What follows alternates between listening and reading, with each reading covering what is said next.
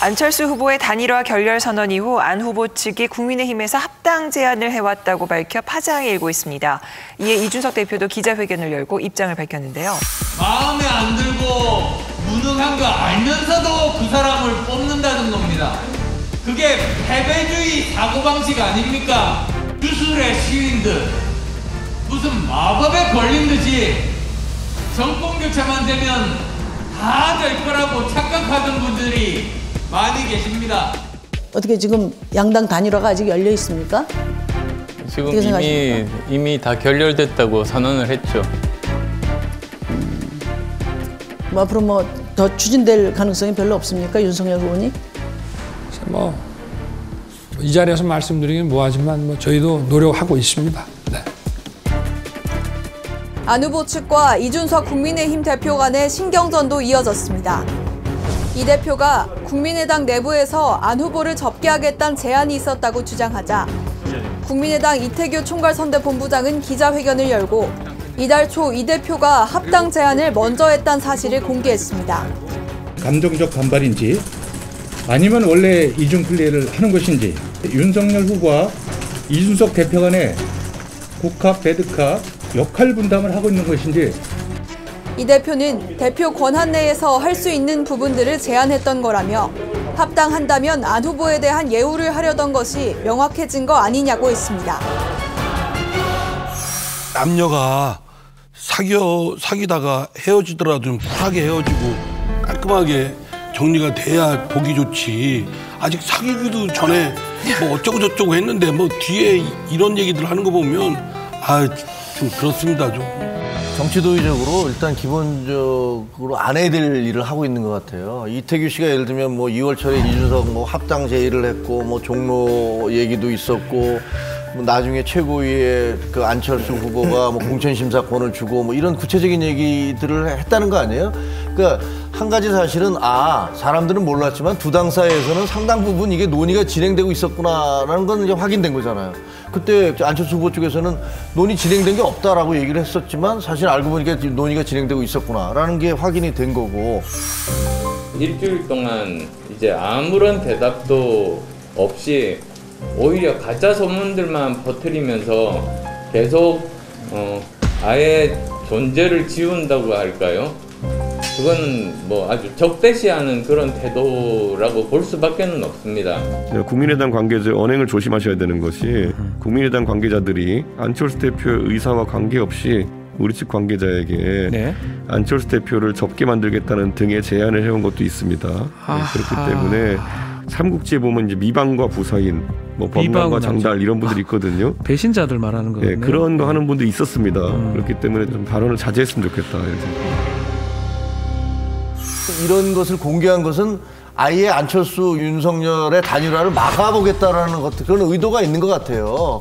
그 협상을 하는 과정에서 있었던 것은 그냥 덮어두는 게 원칙이잖아요. 이거를 그냥 공개적으로 이런 일이 있었습니다라고 얘기를 하는 것들 자체는 정치 도의상, 신의상 있을 수 없는 일이고 그 자체의 어떤 정치적인 의도성 같은 것들이 명백히 보이는 것 같은데 저게 단일화가 어느 정도 깨졌다고 지금 뉴스까지 나갔는데 갑자기 저 얘기를 하는 거는 또 뭔가 명분을 쌓기 위한 포석이거든요. 그러니까 다르게 움직이고 책임을 절로 하는 건데 하여튼 양측 모두한테 좋지 않을 거라고 봅니다. 아니면 지지도에도 나쁠 것 같아요. 네, 그리고 이태규 의원도 무슨 의도가 있어서 저거를 공개를 했을 텐데 별로 좋은 모습으로 보이지는 않습니다. 근데 그 석동현 변호사라고 윤석열 후보와 굉장히 친하다고 알려진 법대 7구학번 동기죠. 네. 그 윤석열 후보 쪽에 좀 그래도 더 적극적으로 나서라. 그래도 더 큰 모습을 보여라. 이런 식의 내용 메시지를 전한 것 같은데 지금 윤석열 후보가 그런 스탠스를 보여주는 것도 괜찮지 않나요? 그런 스탠스를 보여야 되고 보일 가능성이 있는데 지금 이런 발언, 이태규의 발언이나 또 이준석의 대응 이거는 전혀 도움이 안 되는 일이라고 생각하죠.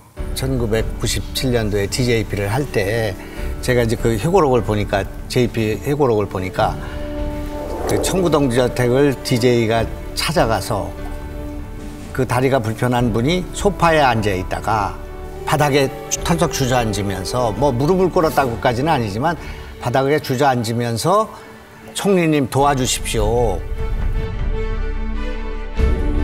이렇게 간절한 그런 요청을 해서 DJP가 성사됐다라고 JP가 적고 있다고 그래요. 그러니까 그때 DJ만큼의 간절함을 가지고 지금 안철수를 대했는가에 대해서 그때 DJ보다 오만하다고 한다면 이거는 절대 우리가 용서하면 안 된다. 그렇게 나는 생각합니다. 그리고 그때 JP가 여러 가지 악조건 속에 후보를 양보하는 그런 결단을 내린 그런 JP의 그런 겸손함을 지금 안철수가 갖고 있는가 하는 면에서는 굉장히 안철수는 JP보다 오만하고 우리는 DJ보다 교만하다고 나는 생각을 해요. 그렇기 때문에 이게 단일화가 안 된다고 생각을 하는데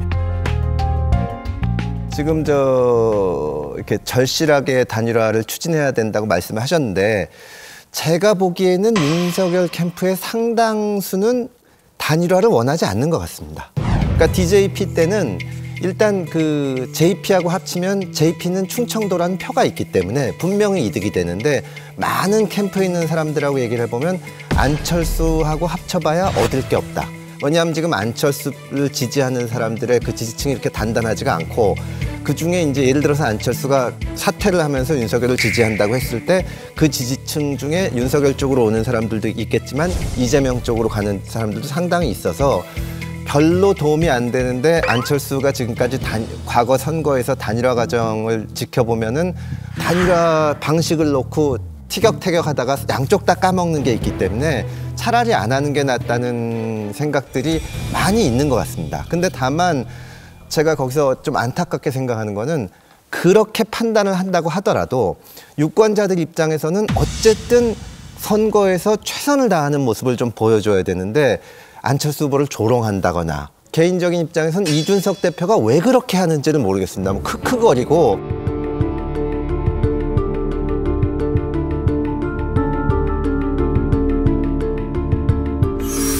뭐 저는 항상 그분에 대해서 예측하는 게 하고 싶은 대로 하시는 분이다. 단일화 하자고 하신 분도 안철수 대표.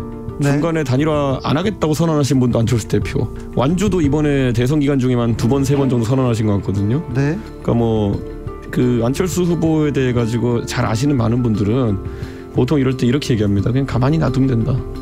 하시고 싶은 거 다 하시면 된다. 저는 안철수 대표를요 조롱할 수 있습니다. 정치인들 간은 상호 조롱하거든요. 그런데 반대로 국민의당은 선거 때마다 단일화해 가지고 협박을 합니다. 저희를.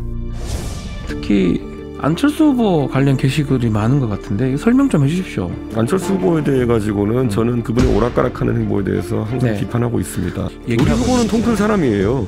반대로 대상이 그럼 통 큰 사람이냐 했을 때 저는 아닌 것 같습니다. 그렇기 때문에 통 큰 합의라는 거는 통 큰 사람 둘이 만나서 해야지만 통 큰 합의가 되는 거지 통 큰 사람과 속 좁은 사람이 만나면은 그거는 복장 터지고요.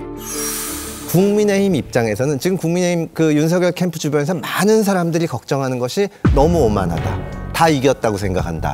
정말 중요한 건 태도인데 왜 이준석 대표는 안철수 후보를 그렇게 조롱해야 되는지 그거는 캠프에서 후보가 됐든 아니면 어른이 됐든 정말로 단속을 해야 됩니다. 그래서 냉정하게 계산을 해서 안철수랑 단일화하는 게 오히려 도움이 안 된다고 하더라도 외관상 보이기에는 정말 최선을 다했다. 이렇게 보이게 해줘야 되는데 지금은 안철수 후보가 단일화 할래도 기분 나빠서 못하겠다. 이런 얘기가 나올 정도니까 정말 문제죠. 정권 교체를 염원하는 국민들의 뜻이 최우선으로 해서 더 이상 불필요하고 소모적인 논쟁이 발생하지 않도록 모두가 조심해야 될 때입니다. 당 대표를 비롯해서 우리 모두가 사감이나 사익은 뒤로 하고 정권 교체라는 대의를 앞세워야 할 때입니다. 우리 모두가 명심하기 바랍니다.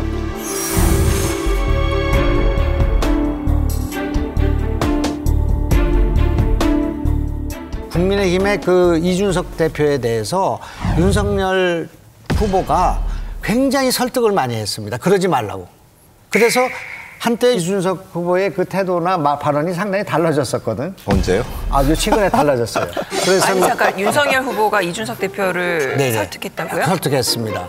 그래서 절대 이렇게 우리는 최근에 안철수 후보에 대한 얘기를 가지고요? 그렇죠. 그렇게 하지 말라고. 그럼 그렇게 하면 안 된다고. 댓글 계속 달던데? 네, 저는 아니 요 최근에 결렬되고 나서 그렇게 됐지. 그 전에는 이준석 후보의 입장이 다 바뀌었습니다. 바뀌어서 그걸 안철수 쪽에도 우리가 얘기를 했습니다. 윤석열 후보 쪽에서 절대 그러면 안 된다. 우리는 야권 통합해야 된다. 단일화해야 된다는 이 충정을 윤석열 후보가 갖고 있다는 것을 그쪽에 통보했습니다. 우리가. 그 주변 분들한테. 아니 근데요. 네.